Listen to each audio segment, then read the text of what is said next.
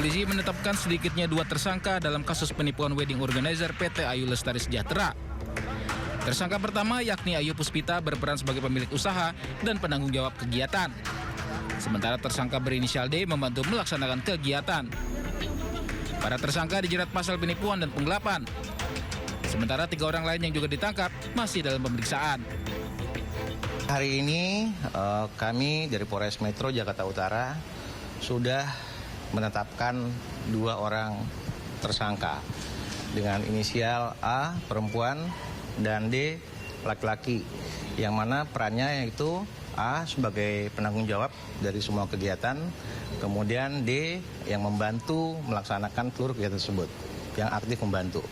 Ayu Puspita tidak melaksanakan kewajibannya, itu bisa hukum kita proses. Itu saya kurang tahu. Lebih jelasnya apa itu saya kurang tahu. Oke, kita fokus ke uang. Uangnya gimana? Uangnya gimana? Kalau Ayu intinya duit keluar kita bubar. Iya. Iya.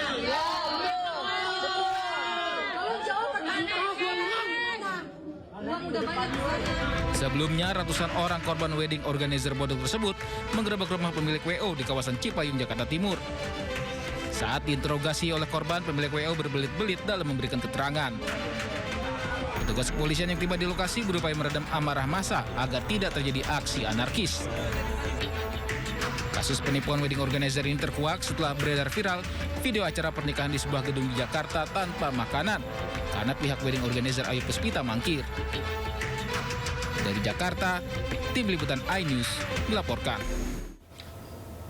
Sementara itu, puluhan penyedia jasa tata rias wedding organizer Ayu Puspita juga melaporkan penipuan ke Polres Metro Jakarta Utara. 14 tagihan acara pernikahan senilai 33 juta rupiah belum dibayarkan.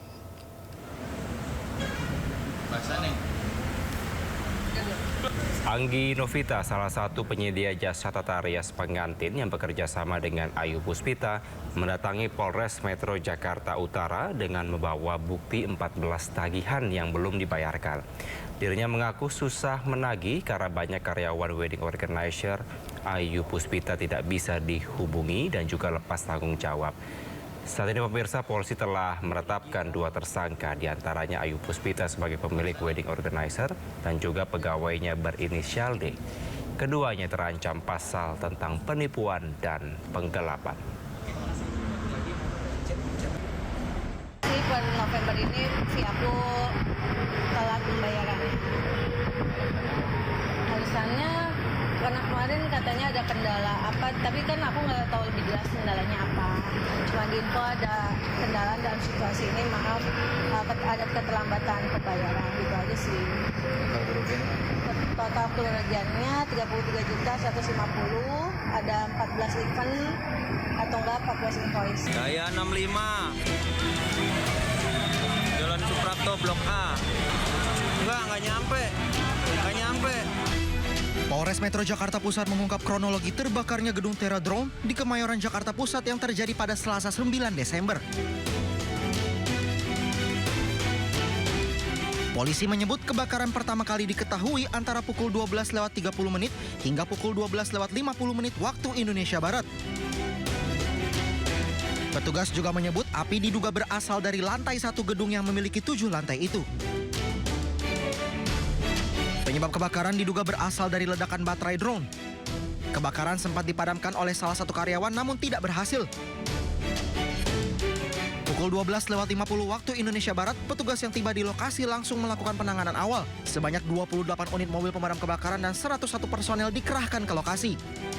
Sekitar pukul 15.00 waktu Indonesia Barat, api berhasil dipadamkan namun proses penyisiran korban masih terus berlangsung. Setelah api berhasil dikuasai, petugas kemudian mengevakuasi korban tewas dari bangunan yang terbakar. Hingga pukul 16.50 waktu Indonesia Barat, polisi mengonfirmasi korban meninggal sebanyak 22 orang, di mana 7 diantaranya laki-laki dan 15 lainnya perempuan termasuk 1 ibu hamil. Saat ini polisi masih menyelidiki kemungkinan adanya unsur kelalaian dalam kebakaran yang menghanguskan gedung Teradrome. Seorang pekerja tambang batu kapur di Tuban, Jawa Timur terperosok hingga nyaris terjun ke jurang. Korban berhasil diselamatkan 2 rekannya. Sementara itu polisi menutup sejumlah lokasi tambang ilegal di Bangkalan, Jawa Timur karena diduga merusak lingkungan.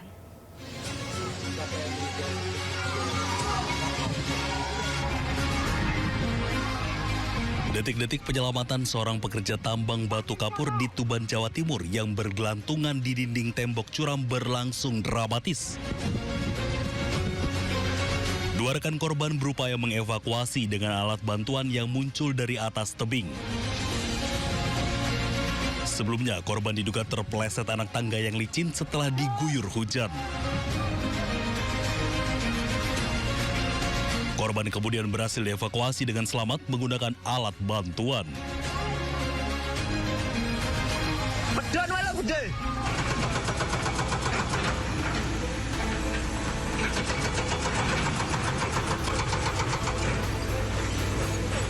Sejumlah personil Satreskrim Polres Bangkalan mendatangi lokasi-lokasi pertambangan di wilayah Klampis dan Sukolilo, Kabupaten Bangkalan.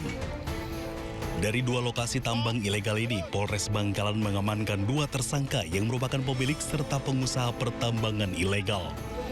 Polisi juga turut mengamankan sejumlah alat berat dari lokasi, yakni 3 eskavator serta 6 kendaraan dump truck. Dari hasil penertiban tambang ilegal ini, Polres Bangkalan melakukan penutupan 9 lokasi tambang ilegal. Selain dikeluhkan warga setempat karena merusak alam dan lingkungan sekitar, lokasi-lokasi tambang tersebut diketahui tak memiliki surat izin resmi. Penangkapan terhadap 2 tersangka, 2 TKP, di 1 TKP masing-masing 1 tersangka sudah kita tetapkan sebagai tersangka. Selanjutnya kami juga melakukan pelarangan atau penutupan terhadap beberapa lokasi yang diduga dilakukan penambangan. Kedua tersangka dijerat dengan Undang-Undang Pertambangan Mineral dan Batubara dengan ancaman 5 tahun penjara. Dari Bangkalan, Madura, Jawa Timur, Taufik Syahrawi, iNews melaporkan. Kita beralih ke informasi lain, pemirsa. Komisi Pemberantasan Korupsi menangkap Bupati Lampung Tengah Ardhito Wijaya dalam operasi tangkap tangan. Selamat malam, Pak Bupati. Ardhito ditangkap oleh KPK di daerah Lampung Tengah, Lampung. Selain Bupati, KPK juga menangkap sejumlah pihak termasuk anggota DPRD Lampung Tengah. Menurut Wakil Ketua KPK, Fitro Roh Cahyanto, KPK belum bisa menjelaskan apa kasus yang membuat Ardhito Wijaya diamankan. Penangkapan diduga berkaitan dengan suap pengesahan RAPBD.